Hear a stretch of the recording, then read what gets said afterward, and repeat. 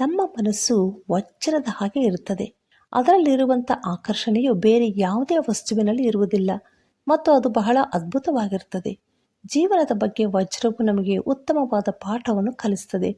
ಭೂಮಿಯಲ್ಲಿ ಕಂಡುಬರುವ ನೈಸರ್ಗಿಕ ವಜ್ರವು ಸುಂದರವಾಗಿರುವುದಿಲ್ಲ ಮತ್ತು ಅದು ಜಗತ್ತಿನ ಅತ್ಯಂತ ಕಠಿಣ ವಸ್ತುವಾಗಿದೆ. ನಾವು ಭೂಮಿಯಿಂದ ವಜ್ರವನ್ನು ತೆಗೆದು ಅದರ ಮಂದವಾದ ಒರಟಾದ ಹೊರ ಮೇಲ್ನೋಟವನ್ನು ಕೆತ್ತಿ ಹೊಳಪನ್ನು ತರಿಸಿ ಅಗತ್ಯವಿರುವ ಆಕಾರಕ್ಕೆ ಕತ್ತರಿಸಬೇಕು. ವಜ್ರದ ಹೊಳಪನ್ನು ಹೆಚ್ಚಿಸಲು ನಿಮಗೆ ಅನುಭವ ಹಾಗೂ ಕೌಶಲ್ಯಪೂರ್ಣ ವ್ಯಕ್ತಿಯಾಗಿರಬೇಕು. ವಜ್ರವೇ ವಜ್ರವನ್ನು ಕತ್ತರಿಸಬಹುದು.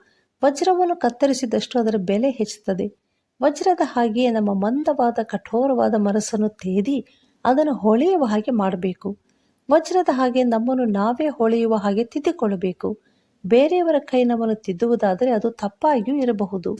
ನಮ್ಮಲ್ಲಿರುವ ಹೊಳಪನ್ನು ಹೊಳೆಯುವ ಹಾಗೆ ಮಾಡುವುದು ನಮ್ಮ ಕರ್ತವ್ಯ.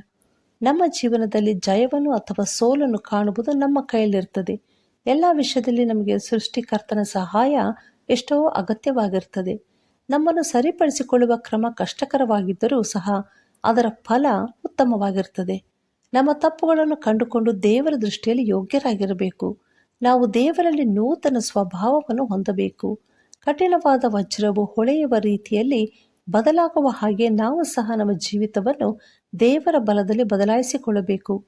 ಹಾಗಾದರೆ ಇಂದಿನಿಂದ ಹೀಗೆ ಮಾಡೋಣವಾ?